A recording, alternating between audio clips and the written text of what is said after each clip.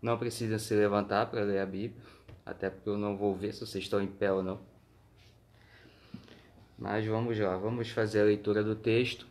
E aí depois a gente vai orar agradecendo por essa oportunidade, agradecer pelo texto, tudo azul.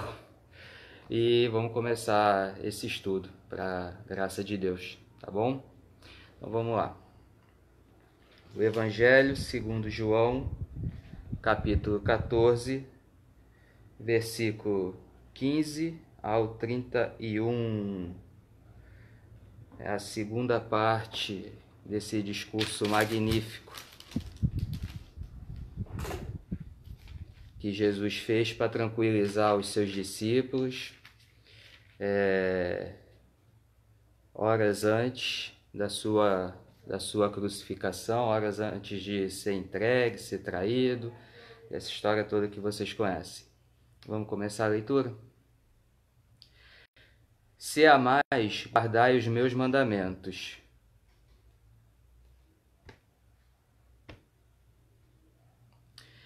Se me amais, guardai os meus mandamentos.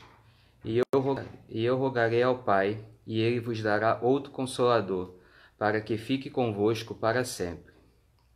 O Espírito de verdade, que o mundo não pode receber, porque não o vê nem o conhece, mas vós os conheceis, porque habita convosco e estará em vós. Não vos deixarei órfãos, voltarei para vós. Ainda um pouco, e o mundo não me verá mais, mas vós me vereis, porque eu vivo, e vós vivereis. Naquele dia conhecereis que estou em meu Pai, e vós em mim, e eu em vós. Aquele que tem os meus mandamentos e os guardas, esse é o que me ama, e aquele que me ama será amado de meu Pai. E eu o amarei e me manifestarei a ele. Disse-lhe Judas, não Iscariotes: Senhor, de onde vem que hás de manifestar a nós e não ao mundo? Jesus respondeu e disse-lhe: Se alguém me ama, guardará a minha palavra, e meu Pai o amará, e viveremos para ele, e faremos nele morada. Quem não me ama, não guarda as minhas palavras. Ora, a palavra que ouviste não é minha, mas do Pai que me enviou. Tenho-vos dito isto, estando convosco, Mas aquele Consolador, o Espírito Santo, que o Pai enviará em meu nome, esse vos ensinará todas as coisas, e vos fará lembrar de tudo quanto vos tenho dito. Deixo-vos a paz, a minha paz vos dou. Não vou-la dou como o mundo a dá. Não se turbe o vosso coração, nem se atemorize. Ouviste que eu vos disse: Vou e venho para vós. Se me amasseis, certamente exultaríeis, porque eu disse: Vou para o Pai, porque meu Pai é maior do que eu. Eu vou-lo disse agora, antes que aconteça, para que, quando acontecer, vos acrediteis. Já não falarei muito convosco, porque se aproxima o príncipe deste mundo, e nada tem em mim. Mas é para que o mundo saiba que eu amo o Pai, e que faço como o Pai me mandou. Levantai-vos, vamos daqui.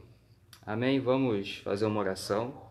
Grandioso Deus e eterno Pai, obrigado por esse momento, obrigado pela Tua palavra. Obrigado, Senhor, pela Tua misericórdia que se renova a cada dia e pelo Senhor dar essa oportunidade de podermos, mesmo distantes, estudarmos juntos a Tua palavra, Pai. Que obra maravilhosa, que capacidade tremenda é essa que o Espírito Santo deu ao homem de fazer ferramentas com alcance tão grande, Pai. Em nome de Jesus, norteia esse aqui, comanda tudo que vai ser dito, tudo que vai ser estudado, tudo que vai ser lido, que o Senhor cresça e eu diminua, Pai. Em nome de Jesus, amém. Ô Wagner, tia Marta, deixa eu ver. Então vamos lá. Na semana passada, nós vimos os primeiros versículos. Nós vimos do versículo 1 ao 14 dessa parte. E nós vimos todo o contexto, fizemos aquele exercíciozinho de ver o contexto, onde se encaixava, tentamos harmonizar. E aí nós vimos que Jesus falou isso para confortar os seus discípulos, os discípulos e apóstolos que lá estavam. Então, Eu queria aqui fazer um breve resumo do que a gente viu. A gente vai focar mais aqui em dois versículos, em duas partes. O versículo 3, em que nosso tempo, Jesus já preparou o caminho. Ali ele não tinha sido crucificado, então ele diz que vai preparar. Não é que ele esteja lá até hoje como um arquiteto fazendo, não, já estava pronto, só que aí por causa do pecado, nós perdemos isso. A gente vê lá em Gênesis 3, mais especificamente no versículo 8, que Adão e Eva tinham acesso direto ao Pai. Deus vinha, a imagem do Pai, vinha tratar com eles, vinha ter com eles. E por causa do pecado isso se perdeu. Então Jesus veio restabelecer isso. Outra coisa também é que ele foi para preparar para os salvos, para aqueles que recebem a Cristo como Senhor e Salvador, e ele também vai levar para onde ele estiver. Isso aí já é uma bênção maravilhosa, já é um conforto enorme, porque por pior que seja o momento, as adversidades, a perseguição nos nossos irmãos que moram nos países perseguidos, essa tem que ser a nossa esperança, a esperança do resgate do Pai. E ele também fala nesse versículo que ele é o caminho, ele não é só o caminho, ele é quem conduz ao caminho. E tem uma diferença sutil nisso, porque uma coisa é você fazer o caminho. Fez o caminho, você vai por suas próprias pernas, e aí você tem uma chance de tropeçar, que você vai estar sozinho. Outra coisa é aquele que fez o caminho, ou seja, conhece o caminho todo, levar você, estar contigo o tempo todo. E essa ideia vai ficar muito evidente nessa parte que nós vamos ler agora, que ele exalta muito isso.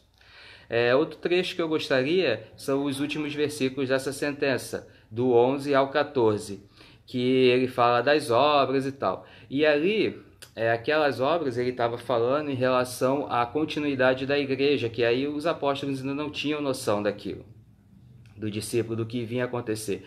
Eles estavam meio que desesperados, porque como nós vimos, eles esperavam um rei, vamos dizer, um rei legal, um rei para esse mundo. E de repente o rei, o profeta, a raiz de Davi, diz que vai morrer. Obrigado, Pete. Diz que vai morrer e que ele precisa morrer. Então eles ficaram meio sem chão, que foi até o que nós vimos na semana passada. E aí, a obra, quando ele fala em obra, ele está falando aqui em igreja e ele fala no seu alcance, não em qualidade ou quantidade. Até porque no capítulo anterior, no 13:16, nós vemos que o servo não pode ser maior do que o Senhor. Isso aí você teria um problema de harmonia, isso. A grande obra é a grande comissão que encerra os 3 evangelhos sinóticos, os 3 evangelhos que falam mais ou menos a mesma história, que enfatizam mais esse lado de Jesus na terra, ele como servo, como Senhor e como homem, enquanto João, que são Mateus, Marcos e Lucas, enquanto João enfatiza a parte divina dele. Mateus, ele fala dele como o servo, como o rei de Judá, o Marcos como servo, e aí tem o símbolo do boi, que é o servo manso, que ele serve sempre, e Lucas ele escreve mais para os gregos e fala do homem perfeito que Jesus foi. Então, nesses 3 evangelhos, trabalha-se isso, tá? Vamos aqui. E nesses 3, o final é bem enfático. Assim como também no de João, só que no de João é mais direcionado a Pedro, é um pouco mais sutil, mas nesses 3 é mais evidente, que a grande obra é a grande comissão, e o ide e pregar o evangelho, porque essa é a grande obra, obras maiores, e até na aula passada citei o exemplo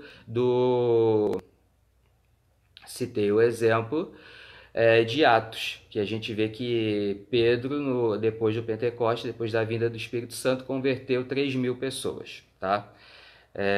Então as obras maiores são nessa questão. E quanto a orar em nome de Jesus, tudo aquilo não é a oração para benefício próprio, e sim oração para honrar a Deus e para fazer a obra de Deus, coisas que já estão determinadas na eternidade, como a gente vê em Efésios, tá? Então, esse foi o resumo da semana passada. E aí nós vamos entrar agora. Vamos entrar na parte onde ele diz que nos últimos dias, que é o que nós viveremos sem Jesus, entre aspas, porque ele está lá no céu, ele continua intercedendo por nós, mas aqui nós estamos contando com o Espírito Santo. Ele mandou o Espírito Santo, que é o Consolador. Jesus está conosco em espírito. Quando for o tempo certo, ele virá no seu corpo glorificado. E conosco hoje nós temos o Espírito Santo, e é justamente desse trecho aqui que nós vamos ler, que nós vamos trabalhar. E aí a gente pode dividir isso aqui, até para facilitar nossa compreensão, em duas partes. Pode ser até mais, mas eu achei que duas partes eram suficientes para a gente compreender melhor isso aqui. A primeira parte ela vai dos versículos 15 ao 26, em que ele trata especificamente da parte do Espírito Santo, em que ele promete o Espírito Santo.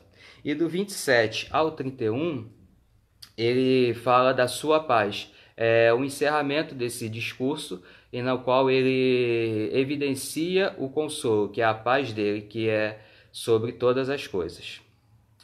No versículo 15 ao 16, bom, ele fala disso, ele fala de obediência, ele fala que os que o amam o obedecem, ele fala do envio do Espírito Santo.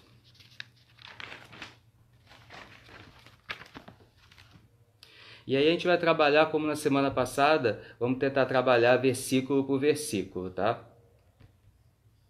O versículo 15 tem aqui, eu vou ler para vocês. No versículo 15, ele fala: se me amais, guardai os meus mandamentos.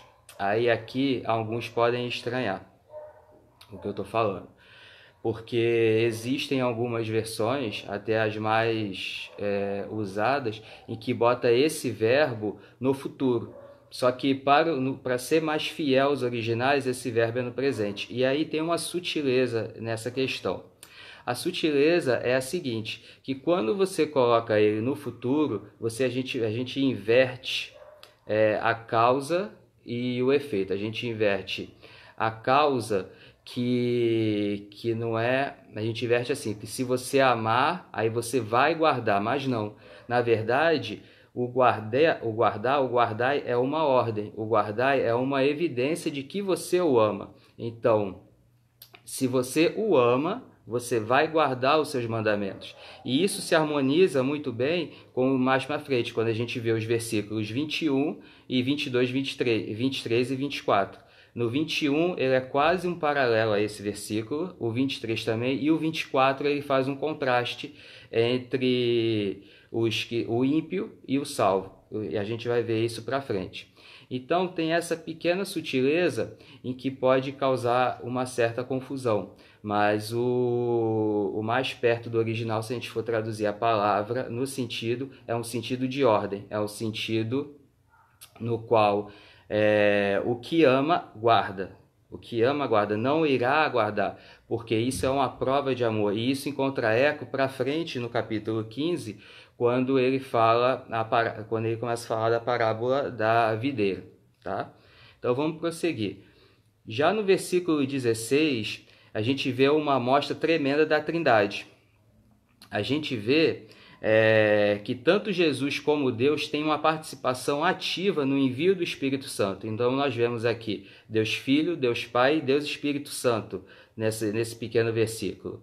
E aí a gente tem também o envio do Consolador. Deus Filho falando que ele vai rogar ao Pai, e ele dará outro Consolador. O outro Consolador, a gente entende melhor se a gente for trabalhar um pouco essa palavra Consolador. Essa palavra Consolador, ela é o Paracletos. É usado Paracletos lá no original. E esse Paracletos, ele tem um sentido bem amplo. Ele tem um sentido, eu peguei algumas coisas aqui do que ele é. O sentido dele é chamado para ficar ao lado, a fim de ajudar, socorrer. É o que Jesus estava fazendo. Então vocês vão conseguir, vendo esse significado do Paracletos, vocês vão entender o porquê que ele fala outro. Vai ficar bem evidente. A função do Paracleto, o Paracleto também, ele consola, ele conforta, ensina, defende, intercede. Então, a gente vê que isso tudo é o que Jesus estava fazendo enquanto estava aqui na terra para os seus. E aí por isso que o outro fica tão evidente e faz toda uma diferença nesse texto. Então, outro consolador é para ficar aqui na terra conosco de forma. E aí ele fala, para que fique convosco para sempre. Nós sabemos que no Antigo Testamento o Espírito Santo ele habitava e ia embora, ele não ficava de forma permanente, era uma manifestação diferente. Ele atuava, ele era presente, ele inspirou os profetas e outros homens para escrever as suas escrituras, mas ele não era presente. E a partir da ressurreição de Jesus, a partir do Pentecostes, ele fica presente. Então isso é uma diferença muito grande para o Novo Testamento, para a parte que nós vivemos, tá? Então, o Paracletos, ele também, para a época, ele tem um sentido jurídico, um sentido de advogado mesmo, como a gente vê lá em 1 João, se eu não me engano, no capítulo 2:1, em que ele fala, deixa eu ver aqui, em que ele fala, meus filhinhos, escrevo-lhes estas coisas para que vocês não pequem. Se, contudo, alguém pecar, temos um advogado que defenda a nossa causa diante do Pai, Jesus Cristo, aquele que é justo. Então, a gente vê que os versículos, às vezes, tão pequenos, mas que são tão profundos e falam tanto conosco. E aí nós temos o 17, que ele diz o seguinte, o 17... ele fala que o Espírito da verdade que o mundo não pode receber. E por que esse mundo não pode receber? Porque não o vê nem o conhece, mas vós, os discípulos, o conheceis, porque habita convosco e estará em vós. Estão percebendo, né? Essa parte aí da promessa do Pentecostes. Ele estará. E isso se cumpriu lá no Pentecostes. Estou até me repetindo, tá? Então, nesse Espírito, quando ele fala, ele diz o Espírito da verdade. Aqui também ele tem um pé de igualdade com o Pai, com o Filho, mais uma vez a Trindade sendo evidenciada, e é a autoridade que ele está por trás da Bíblia. Ele é a autoridade que preenche e instrui os escritores do Novo Testamento.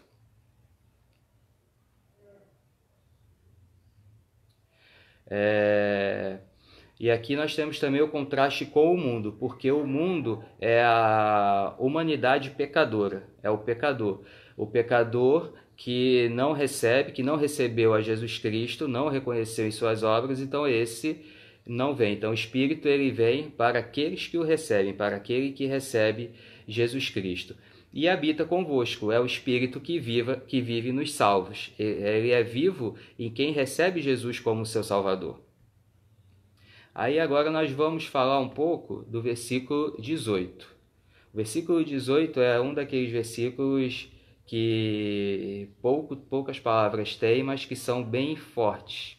Não vos deixarei órfãos, voltarei para vós. Promessa maravilhosa essa. Em meio àquele turbilhão de emoções, em meio a tudo aquilo que eles estavam vendo, da promessa de Jesus falando da sua morte, ele diz que ele não vai deixar órfão, porque ele está falando do Paracleto. E também da sua volta. E aqui a gente tem dois sentidos. Ele tem a volta mesmo da ressurreição e também a gente pode jogar para a volta da segunda vinda, quando ele virá construir novos céus e nova terra. Jesus se refere primeiramente, como a gente estava falando, no Pentecostes, na vida do Espírito Santo. E também ele fala da segunda vinda, tá?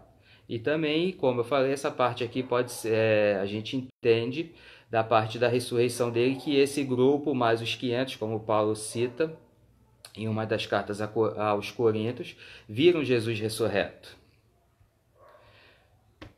O versículo 19, ele nos diz, ainda um pouco e o mundo não me verá. Não, ainda um pouco e o mundo não me verá mais, mas vós me vereis, porque eu vivo e vós vivereis. Ele anuncia aqui a sua morte e a sua ascensão. Ele anuncia que daqui a pouco ele vai morrer. Ainda um pouco e o mundo não me verá.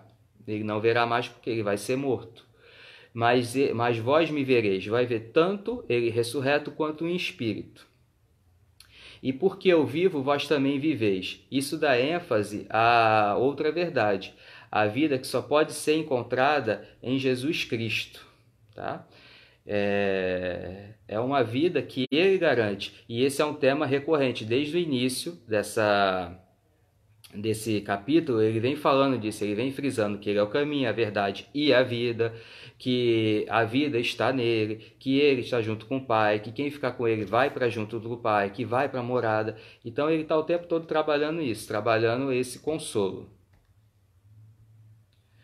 No versículo 20 diz que naquele dia conheceis que estou em meu Pai, e vós em mim, e eu em vós.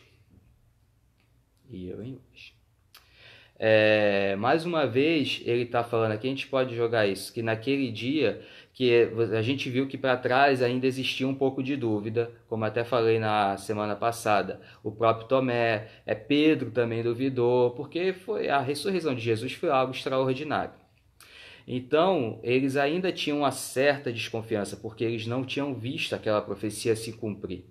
E ele dá aqui, a gente consegue ver também uma ênfase à Trindade mais uma vez. Esse versículo é muito rico em referências à Trindade, pois ele fala, em meu Pai, e vós em mim, e eu em vós. Então, ele vê a união, uma união que existe desde a eternidade, antes da criação de tudo. As três pessoas da Trindade, Deus Pai, Deus Filho e Espírito Santo, que se relacionavam na eternidade, se relacionavam em amor, em graça.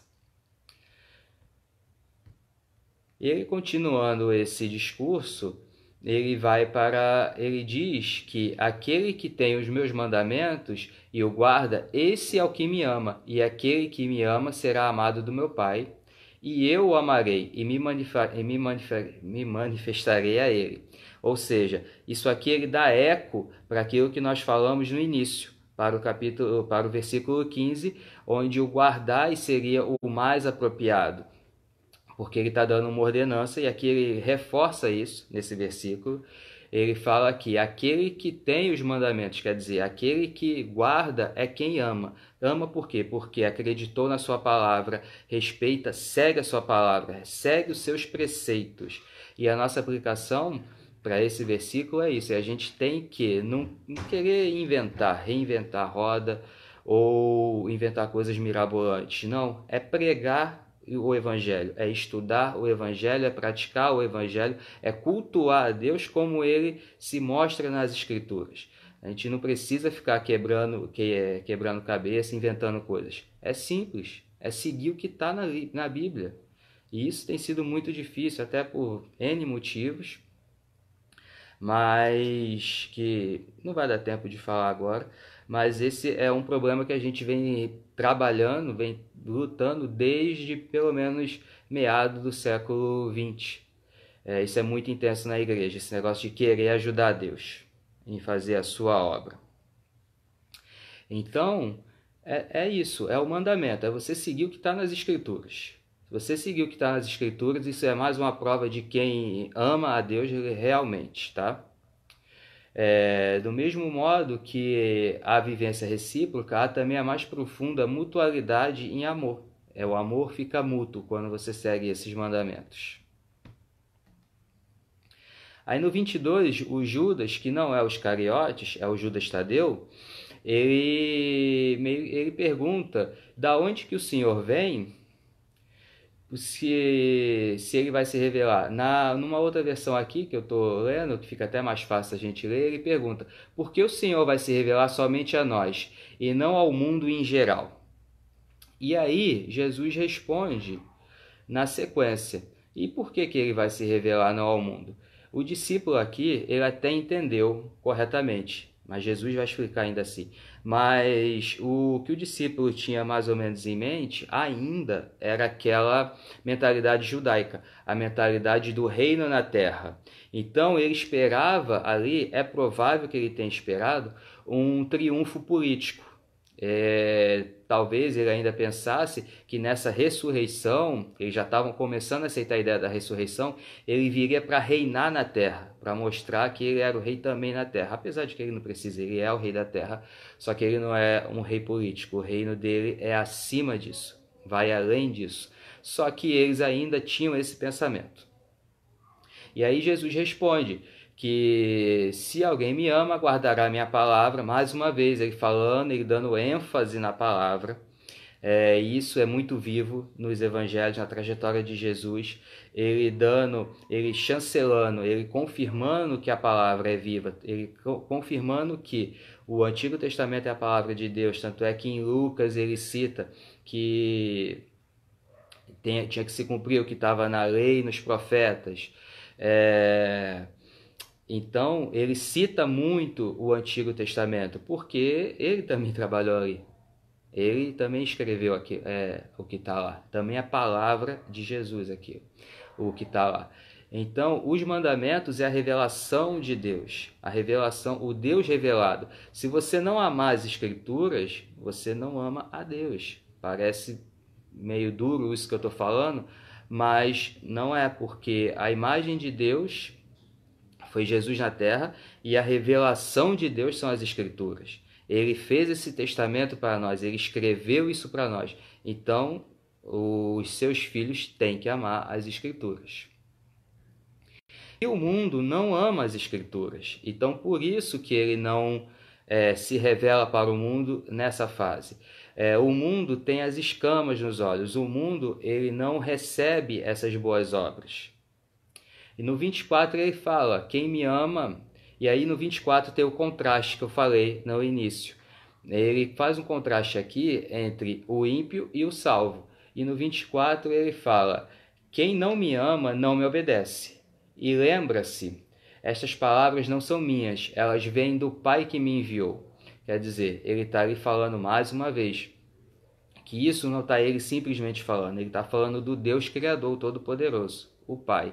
Então, se você não segue essas palavras, você não o ama.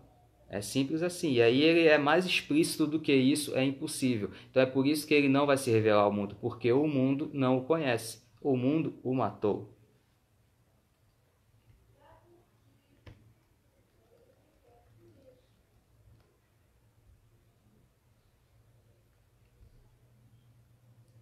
Água aqui. Alguma dúvida até agora? Tá indo bem?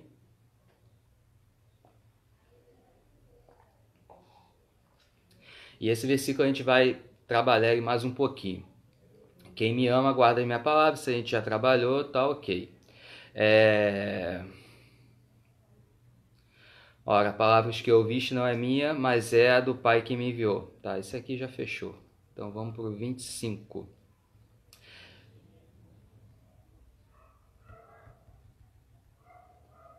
E no 25, ele é um versículo muito curto, não tem muita coisa que se comentar dele.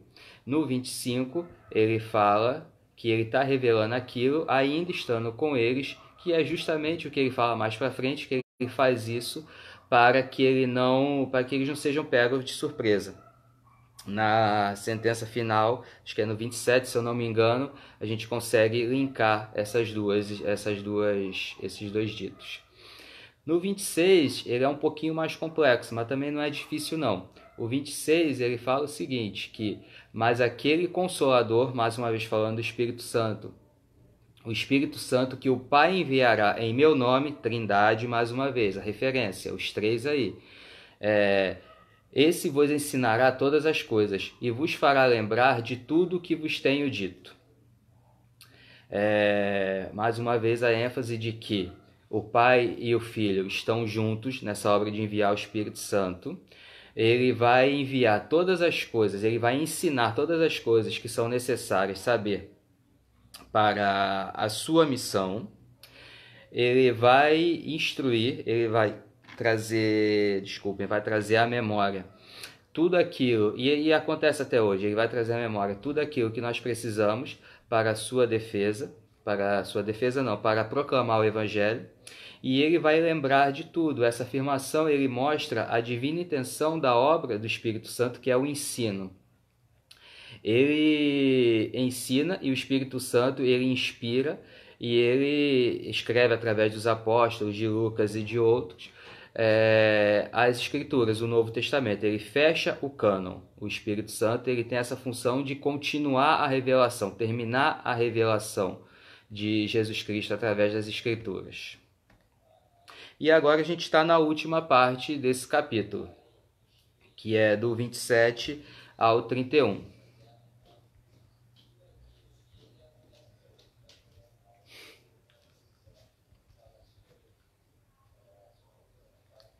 O versículo 27, ele é uma afirmação bem interessante. Ele vem fechando toda essa linha de raciocínio. Ele vem falando que vai deixar a paz dele ele dá, que não a dá como o mundo, mas que não turbe o vosso coração nem se atemorize. Então, mais uma vez, ele está falando lá o versículo 1. Versículo 1 ele usou essa palavra, o não se turbe o coração. E essa paz, ele está pensando aqui no sentido hebraico da expressão. É uma saudação comumente usada em um cumprimento ou despedida. Ele dá um profundo sentido que reaparece nas saudações das cartas do Novo Testamento. A paz em Jesus é a verdadeira reconciliação com Deus. Ela é alcançada pela morte de Jesus. É o supremo remédio para todo o mal do pecado. Então, ele aqui está começando a encerrar esse capítulo com a seguinte afirmação, de que a morte dele é necessária. E o motivo disso é para ele deixar essa paz, porque é a paz que a gente vê em Colossenses. Em Colossenses, Paulo fala que antes nós estávamos nas nossas más obras, que éramos inimigos de Deus. Como eu citei na semana passada, Romanos 5.1 fala que tendes paz com Deus. Se nós temos paz, é um raciocínio meio lógico, é porque antes nós estávamos em guerra. Então, o ímpio, o que não recebe Jesus, ele está em guerra com Deus, ele está em guerra com o Pai. E essa paz é obtida através de Jesus Cristo. Então, ela é assegurada por Cristo. Então, esse é o motivo pelo qual o nosso coração ele não deve ficar inquieto. Tá? O 28, ele nos fala, ele reforma: ouviste o que eu vos disse, vou e venho para vós. Ou seja, ele vai, mas ele volta. Se me ameis, certamente exultareis, porque eu disse, vou para o Pai, porque meu Pai é maior do que eu. Aí esse versículo tem uma charadinha aqui. Deixa eu ver aqui uma outra versão, essa parte aqui, amasseis, exultareis, pegar aqui para ficar um pouco mais fácil. Aqui, lembrem-se do que eu lhe disse, vou embora, mas voltarei para vocês. Se o seu amor por mim é real, vocês deveriam estar felizes porque eu vou para o Pai que é maior do que eu. Então, aquilo ali, tudo que ele estava falando, que ele estava vendo que os discípulos estavam tristes, ele estava trabalhando isso, como nós vimos semana passada e estamos vendo hoje. Ele diz que aquele não é um motivo de tristeza, pelo contrário, é um motivo de alegria, porque ele vai voltar para o Pai. Abrindo um parênteses só para explicar a função, essa parte de Jesus, e aí a gente vai conseguir entender essa parte aí embaixo que ele diz, porque meu Pai é maior do que eu.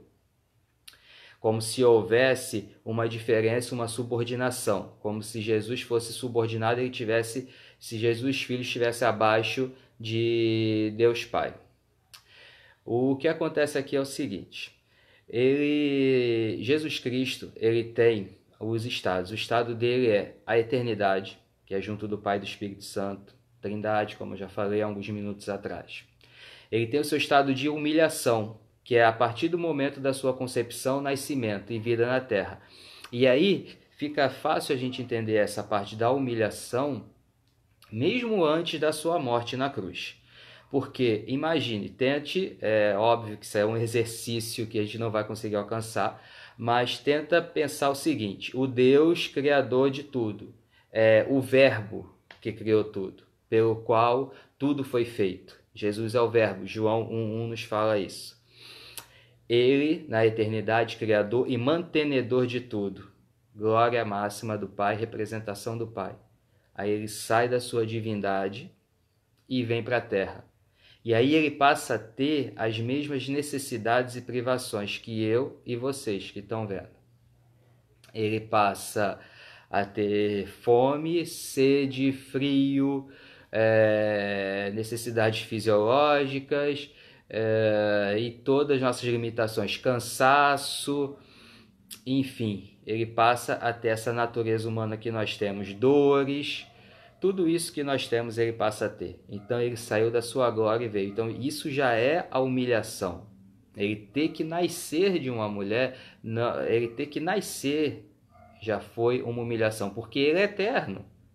E aí onde tem também umas confusõezinhas de Maria é mãe de Deus. Maria é mãe de Deus homem, de Jesus, não do Deus eterno, divindade, da divindade Santíssima Trindade, Deus Criador de tudo. Ela é mãe do Deus homem, Jesus. Aí sim, legal.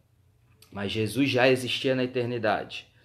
Então, ele já existia na eternidade, veio para a Terra.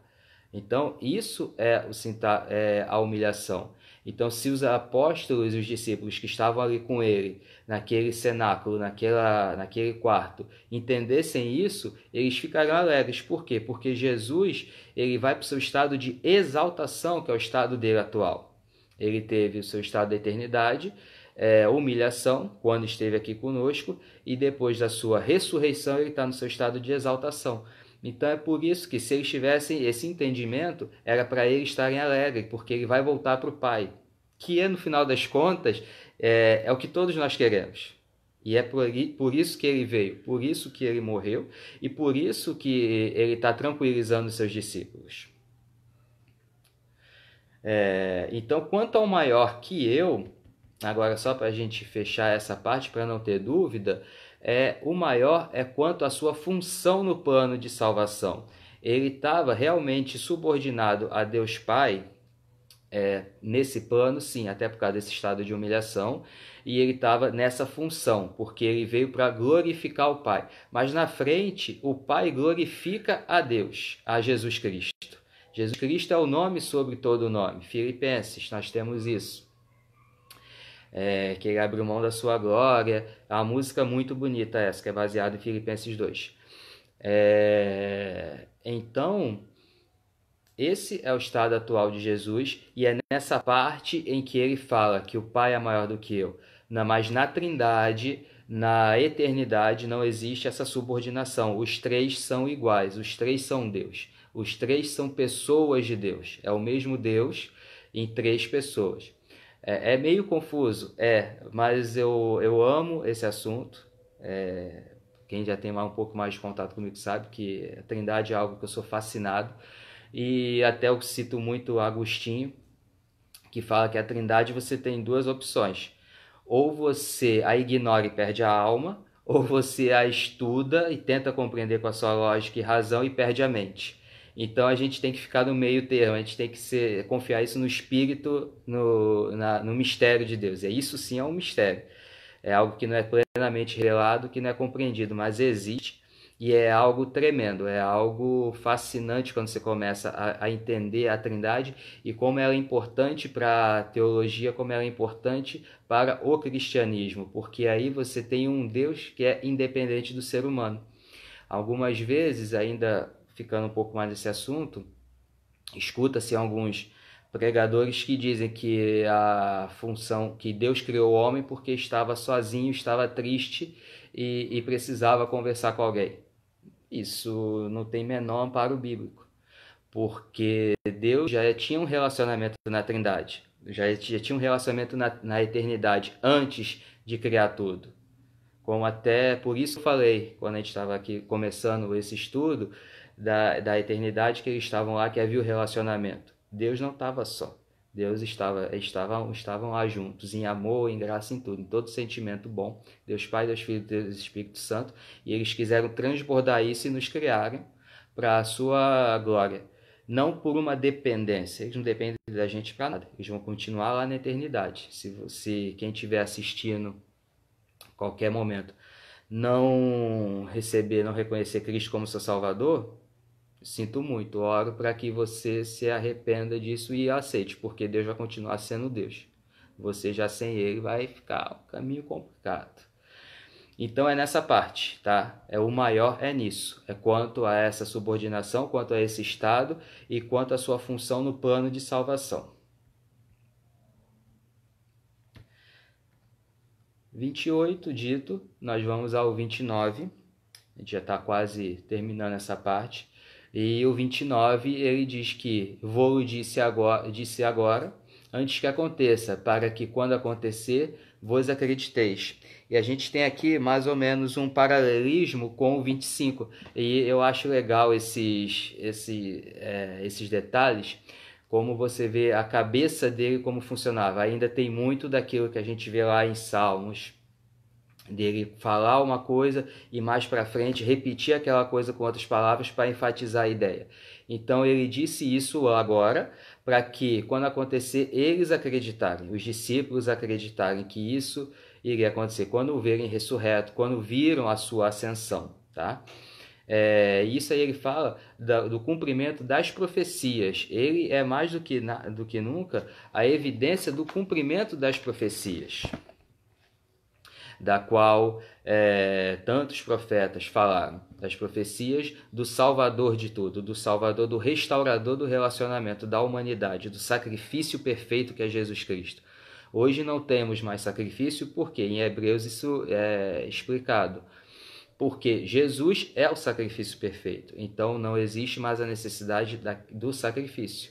Em Pedro fala que nós fomos comprados não por ouro, nem por prata, nem por nada que se desgaste. Nós fomos comprados pela perfeição, pelo sangue do perfeito, do santo, do imaculado. É isso aí, não é pouca coisa não. O versículo 30, ele vai trabalhar que já não falarei muito convosco, porque se aproxima o príncipe deste mundo, e nada tem de mim. Vou ler aqui numa outra tradução, que aí ele fica mais claro isso, um pouco mais nítido. Na outra tradução, ele diz que não tenho muito tempo para falar com vocês, ou seja, ele não tem muito tempo porque ele realmente ele já sabia o que estava por vir. Não se esqueçam que ele era Deus, homem, os seus atributos divinos ainda estavam lá. Ele tinha ainda a sua onisciência. Ele sabia do que acontecia, afinal de contas ele estava na eternidade quando teve esse plano. Nunca houve um plano B, outro parêntese. Nunca houve um plano B. Sempre foi Jesus. Nunca houve outra coisa. Não, sempre foi Jesus. Sempre é nosso restaurador, foi Jesus Cristo. E aí ele diz o seguinte: pois o governante deste mundo se aproxima.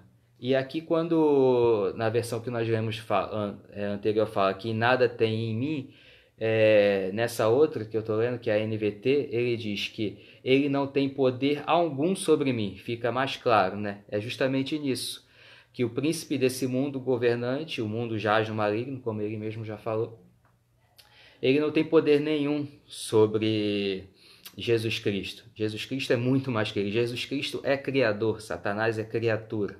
Não tem como comparar os dois. E isso aí aponta para esse momento crítico, para esse ponto chave da história, que é o sacrifício. E quando ele diz, olha só que fantástico também, que ele não tem poder algum sobre mim, a gente fala que nós fomos libertos do pecado. Ok, nós fomos libertos do pecado. E esse pecado é o poder que Satanás tem sobre nós. Então aqui, implicitamente, você tem Jesus falando da sua santidade, dele ter vivido todos esses anos e não ter pecado. Por ele não ter pecado, Satanás não tem poder nenhum sobre ele. E aí, olha só que outra coisa interessante que me ocorreu agora.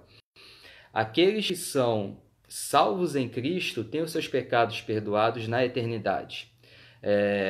Nós cremos e temos amplo amparo bíblico de que uma vez que você é salvo verdadeiramente, você é salvo para sempre, porque o que está em jogo aqui não é algo simples, é algo divino, é um plano divino se cumprindo na vida do salvo. Quem garante essa salvação é o próprio Jesus Cristo, o Deus. Então, quando nós estamos em Cristo, Satanás também perde o seu poder sobre nós nessa questão do pecado, da acusação. Jesus Cristo é nosso advogado. Aquele texto que nós lemos em João 1 João 2:1. Conseguem perceber os links? Como que as escrituras vão uma coisa conversando com a outra? Eu acho isso fantástico. E aí a gente já está perto de encerrar esse capítulo. A gente está no 31, que ele fala, mas que isso acontece, na verdade, para que o mundo saiba que ele ama o Pai e que ele faz isso como o Pai mandou. E aí ele tem a sentença: levantai-vos, vamos-nos daqui.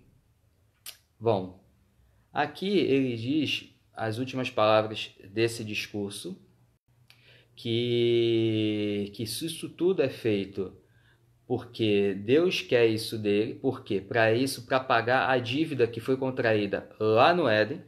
Então se fazia necessário esse tipo de coisa, que Jesus Cristo, que Jesus Cristo morresse, que o seu sangue fosse vertido na cruz para pagar a nossa culpa, que, como eu falei há alguns instantes, aquele que é salvo, aquele que é remido pelo sangue de Jesus, ele tem seus pecados perdoados, de forma... Jesus é quem garante ele, Jesus é o garantidor. E para isso tinha que ser algo tremendo, algo muito grande, que foi justamente a morte de Deus. A morte de Deus homem. Deus homem teve que ser morto. Teve que ser morto para pagar o meu e o pecado de vocês que estão assistindo. Então não é pouca coisa isso, tá bom? A continuação disso aqui, ele continua trabalhando nisso. A gente não vai ler, mas depois eu recomendo que os irmãos leiam, do capítulo 15 ao 17. Como a gente falou semana passada, parábolas são sempre respostas. E aí agora é uma dedução minha, não tem nada explícito, mas como é uma regra parábola ser resposta a alguma pergunta, Jesus começa a falar aqui em parábola, ele faz a parábola da videira verdadeira, e aí a gente consegue correlacionar perfeitamente ao capítulo 14. E aí, nessa parábola, ele vai voltando a enfatizar muita coisa que ele ensinou no capítulo 14. Assim como no 16, ele também dá uma ênfase muito grande nessa segunda parte que nós estudamos hoje, na parte do Espírito Santo. Ele explicita ainda mais, ele explica ainda mais a função do Espírito Santo. Então, eu recomendo que vocês, terminando o estudo, vocês leiam também na sequência, fazendo aquele exercíciozinho que foi de observação, investigação, correlação e aplicação. Que vocês vão ver como que esses textos não são soltos, eles se falam, eles estão numa cadeia de pensamento. E aí até essa última expressão, levantai-vos, vamos-nos daqui, causa uma pequena discussão, mas nada que despreze ou que tire o valor do texto, quanto a tempo. Porque a gente vê que eles saem desse local já no final do 17, ou no início ou final do 17, fica difícil. Então essa expressão muitas vezes aqui, ela pode ser entendida, não digo que o é, mas ela pode ser entendida como uma expressão de ânimo para eles, e não uma expressão literal de que eles saíram. Outros comentaristas dizem que realmente eles saíram e que o discurso do capítulo 15 e 16 foi feito enquanto eles iam para o Monte das Oliveiras. Como eu falei, isso é apenas uma curiosidade, não é algo fundamental para entender o texto, mas é uma curiosidade, algo interessante, algo que no meu entendimento ele é mais uma expressão de ânimo para os seus discípulos. Mas isso Isso é o de menos. Isso é o de menos. Isso é só uma cereja do bolo. Bom, e a aplicação para a nossa vida? A aplicação de tudo isso que a gente viu para os nossos dias, para esses dias de gripe chinesa, de todo mundo dentro de casa, alguns lendo e tendo a necessidade de trabalhar, em que existe muito medo sendo induzido, muita coisa sendo dita, muita informação desencontrada. O plano de Deus não tem plano B. O plano de Deus é esse.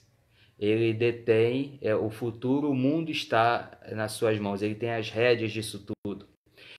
Ele não é, como existe uma corrente de pensamento, que ele não fez o mundo, ele deixou o mundo rodando por conta própria, e está assistindo. Não, ele é um Deus que intervém na história, ele é um Deus que às vezes usa momentos como esses para sacudir o seu povo, literalmente.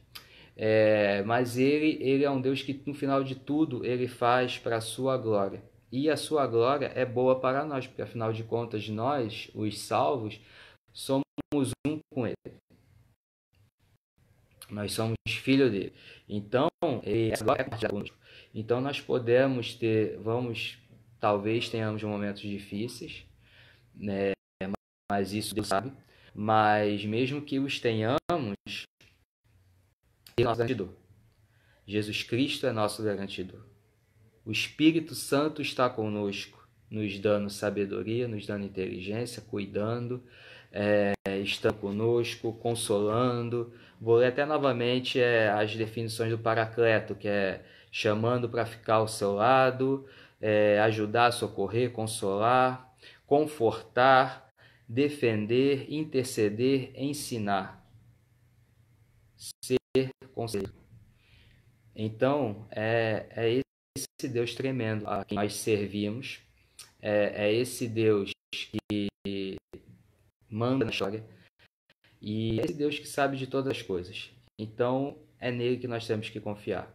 Ah, Glitz, é fácil você falar. Falar é fácil, mas por causa da nossa humanidade, às vezes, pôr isso em prática é difícil, mas aí nesse momento a gente tem que trazer a lembrança aquilo que nos faz bem, aquilo que nos fortalece. Eu acho que esse capítulo, além de tudo isso que nós estudamos, tem uma coisa também que é evidente, é o cuidado de Jesus Cristo, que Jesus Cristo teve com aqueles homens que vacilaram, que viram tantas coisas, tantos milagres ele fazendo e ainda duvidaram dele nesse último momento, mas ele teve essa misericórdia. Então, o amor de Deus, ele é incondicional. Não tem nada que você possa fazer para aumentar ou diminuir esse amor. E isso é bom. Isso é bom porque se você é salvo por a besteira que eu fizer, eu vou me arrepender, o Espírito Santo vai fazer com que eu me arrependa com você, mas a salvação está garantida. A gente vai ter a consequência do erro, obviamente, mas na eternidade a nossa dívida está paga e no final das contas nós estaremos com o Pai. Então isso é glória, isso é graça. Essa é a graça. Então, a lição que fica, a lição que saltou aos meus olhos e que eu espero ter deixado claro para vocês nesses 2 dias que eu tive esse privilégio de poder compartilhar com vocês essa palavra, é que, seja lá qual for a situação, Jesus está conosco. Jesus é misericordioso, Jesus tolera os seus, Jesus ama os seus, Jesus instrui os seus. Amém? Alguma dúvida, alguma coisa não ficou clara? Se tiver, escreve aí nos comentários. Eu vou tentar responder. Se eu souber responder hoje, bem, se não, depois eu vou aqui pelo Facebook mesmo, faço contato. Não? Tá bom, acho que já tem quase 1 hora que a gente está aqui. Bom, se não tiver nada, vamos orar. agradecendo esse momento e agradecendo a graça de Deus, o seu domínio e o seu cuidado conosco. E também vou orar pelos profissionais de saúde. Peço que vocês lembrem das suas orações.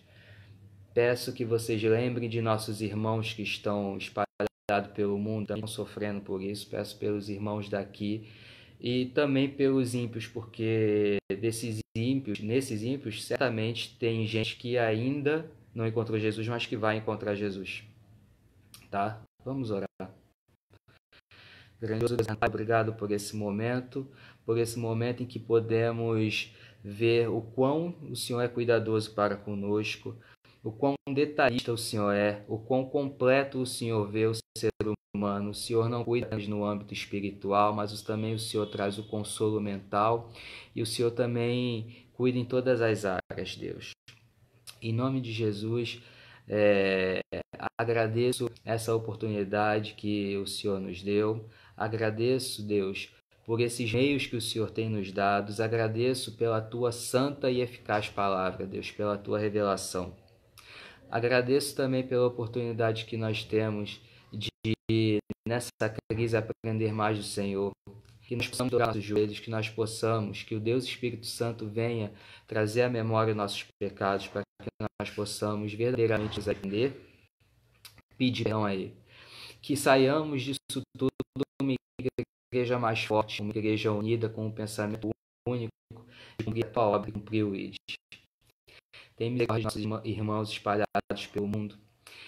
Tem misericórdia dos profissionais de saúde que estão nessa batalha. Tem misericórdia dos policiais, bombeiros, do pessoal do transporte, de todos esses serviços essenciais, dos caminhoneiros, das fábricas, enfim, de todo esse pessoal que está trabalhando. Pedimos que o Senhor abrevie esse tempo. Por favor, que o Senhor tenha misericórdia de nós, que o Senhor abrevie esse tempo. E que nós possamos, Deus, dar louvor ao Teu nome, mesmo nessa situação. Que nós possamos, como nós lemos aqui, guardar os Teus mandamentos. Que nós possamos mostrar que nós amamos o Senhor através dos Teus mandamentos, guardando a Tua palavra. Guarda a vida de cada irmão que está aqui assistindo, de todos que forem assistir no futuro esse vídeo, e se eu cometi algum erro, alguma confusão, que o Senhor me permita até isso se estabelecer. Nós vamos ter até sábado, sempre nesse horário, uma transmissão ao vivo. Domingo, nós temos 2 transmissões, uma às 10 horas e outra às 19. Esses vídeos nós estamos colocando no nosso YouTube, porque o Facebook depois, com o tempo, fica meio confuso achar os vídeos. Então, até para facilitar a visualização posterior, nós estamos colocando aos poucos esses vídeos lá no nosso canal. Aí nesse vídeo, quando a gente coloca, a gente está cortando essa parte introdutória até começar o estudo, para quem assistir depois algo mais dinâmico, para ir direto para a parte do estudo. Tá? Então, se vocês puderem, se quiserem também, se inscrevam nesses canais para receber a notificação, e que Deus abençoe a todos. Tá bom? Fiquem com Deus e até uma próxima.